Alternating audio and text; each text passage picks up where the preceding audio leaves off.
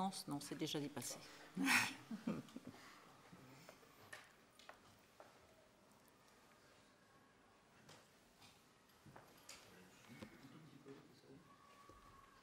allez avoir une crampe, là. Qu'est-ce qu'on attend encore? Je pense que c'est une radio qui arrive. Vous arrivez à... Ah oui, il n'y a pas de problème. De toute façon, c'était juste pour pas trop en oublier.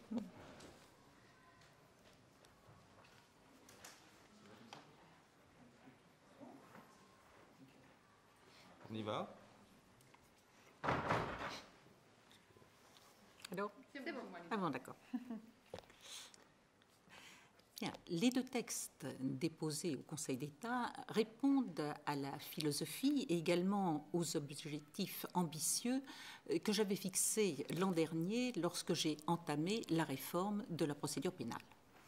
En particulier, en ce qui concerne la garde à vue, vous vous souvenez sans doute que j'avais souligné qu'à mes yeux, il y avait trop de garde à vue, que les conditions de la garde à vue n'étaient pas satisfaisantes et également qu'il n'y avait pas assez de droits pour la défense.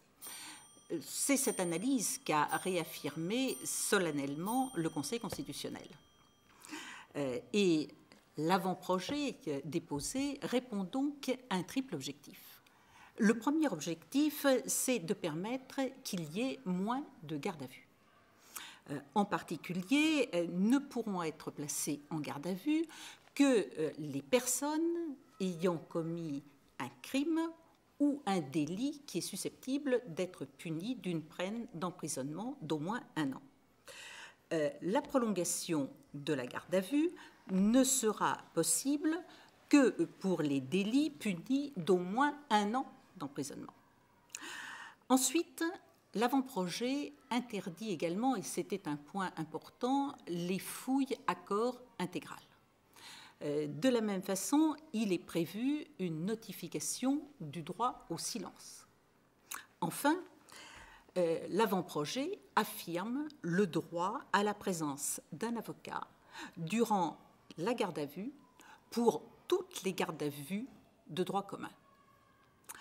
Le Conseil constitutionnel, qui a demandé qu'il y ait un élargissement de la présence de l'avocat, a néanmoins reconnu que le droit à la présence de l'avocat pouvait connaître un certain nombre d'exceptions dans des circonstances particulières pour rassembler ou pour conserver des preuves ou pour assurer la protection des personnes.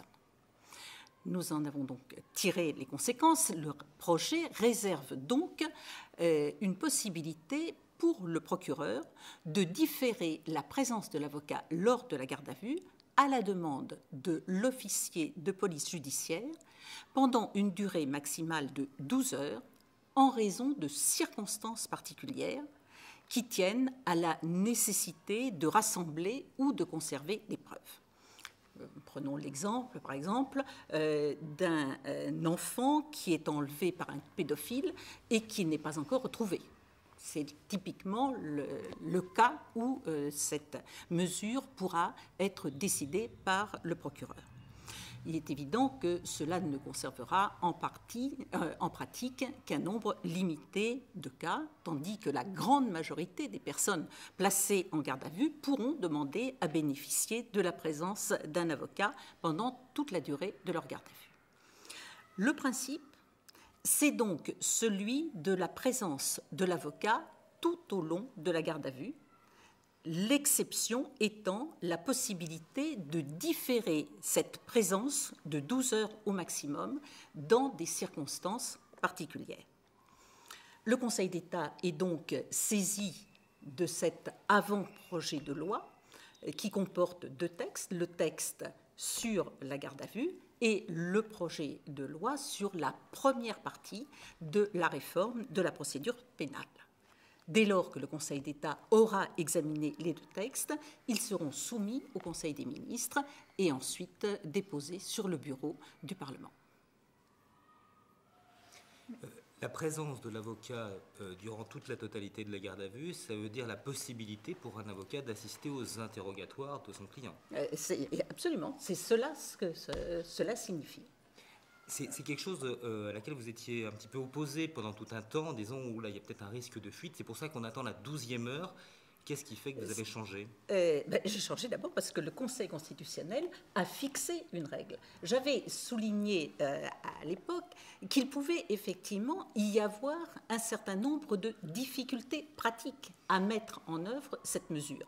Le Conseil constitutionnel nous fixe une obligation, nous prenons en compte cette obligation et nous essayons effectivement de la rendre la plus opérationnelle possible. Ceci dit, cela va créer aussi un problème d'organisation pour les avocats, de façon à ce qu'ils puissent répondre aussi à la demande qui pourra être faite.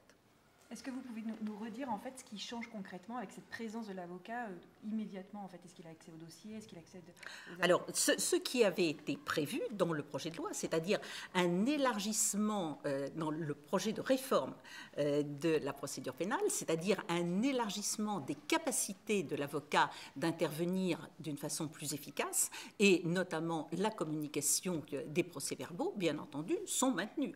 La seule chose qui change, effectivement, c'est la capacité de l'avocat à être présent pendant l'ensemble de la garde à vue.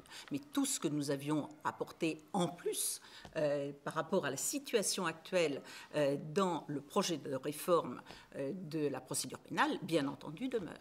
Est-ce que ça signifie que vous allez faire réformer ou réformer l'aide juridictionnelle ou la possibilité de rémunérer les avocats qui devront être en garde à vue pour assister tous leurs clients? Alors, d'ores et déjà, vous le savez sans doute, j'ai travaillé sur l'aide juridictionnelle, tout en rappelant que l'aide juridictionnelle, d'ailleurs, ça n'est pas simplement pour les affaires pénales, mais également pour les affaires civiles. Et je l'ai dit, nous avons des problèmes de financement de l'aide juridictionnelle. Il y a déjà un gros travail qui a été fait, notamment en matière civile, avec les assurances, pour permettre d'avoir des financements supplémentaires. Il est évident que aujourd'hui, le texte tel qu'il est amène à une augmentation du volume qui sera sans doute consacré au paiement des avocats dans le cadre de l'aide juridictionnelle. Il est évident qu'il n'est pas possible d'envisager que ce soit l'État seul qui assume ce supplément éventuel. Donc nous allons devoir travailler à la fois pour voir avec les avocats ce qu'implique cette augmentation de la rémunération ou des coûts de rémunération des avocats. Et puis, d'autre part, nous devrons également regarder comment trouver les financements nécessaires. Donc ça, c'est un travail qui va prolonger le travail que j'ai déjà entrepris en ce qui concerne la réforme de l'aide juridictionnelle. Ce travail, nous allons le faire dans les prochaines semaines, de façon à être prêts à présenter un projet au moment même où viendra devant le Parlement la discussion de la réforme de la garde à vue. Et alors, quand vous dites qu'il y a la réforme de la garde à vue qui est transmise au Conseil d'État et aussi la première partie de l'ensemble du projet de loi, oui. Est-ce que ça veut dire que dans cette première partie, il y a la réforme de l'instruction ou pas? Dans cette première partie, vous avez la définition de ce que va être la nouvelle réforme, la nouvelle procédure pénale, puisque la garde à vue, c'est un élément de la procédure pénale, c'est un élément de l'enquête. Donc, il est évident que si on ne veut pas donner l'impression qu'il y a des bouts de réforme, il fallait, c'est ce que j'ai dit depuis le départ, que ceci puisse être mis au moins dans un cadre cohérent, qui est celui de la réforme de la procédure pénale. Ceci dit, cette réforme, il y a donc le cadre général qui sera présenté, qui permettra de donner sa cohérence et sa logique à la garde à vue, et puis nous aurons ensuite, successivement, les différents livres qui vont rendre concrète la procédure pénale à travers les différentes phases, les phases successives de la procédure. C'est-à-dire que dans ce livre ou dans cette présentation générale, il est spécifié noir sur blanc que le juge d'instruction disparaît ou pas?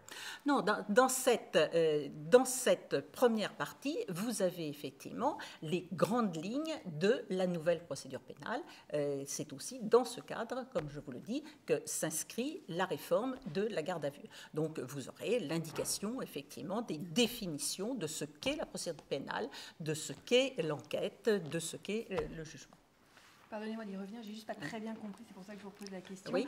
Qu'est-ce que concrètement ça va changer pour un gardé en vue d'avoir son avocat là? C'est-à-dire qu'il a accès à son dossier tout de suite alors que jusqu'à présent il est pas... Ah non, si vous voulez, par rapport à ça, il aura simplement quelqu'un à côté de lui qui pourra entendre tout ce qui se passe et voir tout ce qui se passe. C'est tout. C'est bien pourquoi, au départ, j'avais dit, on peut donner toutes les garanties sans avoir forcément la contrainte que peut représenter le fait de faire déplacer un avocat, y compris en pleine campagne et en pleine nuit, lorsqu'il y a une garde à vue dans une gendarmerie. Mais je crois que ce qu'il faut retenir de la réforme, la première des choses, c'est que la réforme telle qu'elle est, et c'est ce que nous avions prévu dès le départ, va entraîner une diminution considérable du nombre des gardes à vue, puisque désormais les gardes à vue sont limités aux crimes et aux délits pour lesquels une peine d'emprisonnement est prévue. Ça, c'est la première des choses. Ça va être quelque chose de très important, notamment lorsque vous avez des des infractions qui sont commises au code de la route en liaison, par exemple, avec une consommation alcoolique. Eh bien, vous n'aurez pas de garde à vue pour cela. Ça, c'est le premier point, et je crois que c'est un point extrêmement important. Vous allez avoir une baisse du nombre des gardes à vue. Deuxièmement, vous allez avoir également une amélioration des conditions de la garde à vue. Alors là, je ne parle pas des conditions immobilières, mais déjà des choses qui apparaissaient très choquantes et que nous supprimons, notamment la fouille au corps intégrale. C'était une demande qui était faite par beaucoup, et ça aussi, c'est quelque chose qui est exclu par le texte que nous avons déposé. Il y aura également, et après des hésitations, finalement ça n'avait pas été mis dans l'avant-projet de réforme de la procédure que j'avais déposé au mois de mars, il va y avoir l'indication du droit que l'on peut garder le silence. Et puis ensuite, vous aurez effectivement ce déroulement de la garde à vue où l'avocat pourra être là.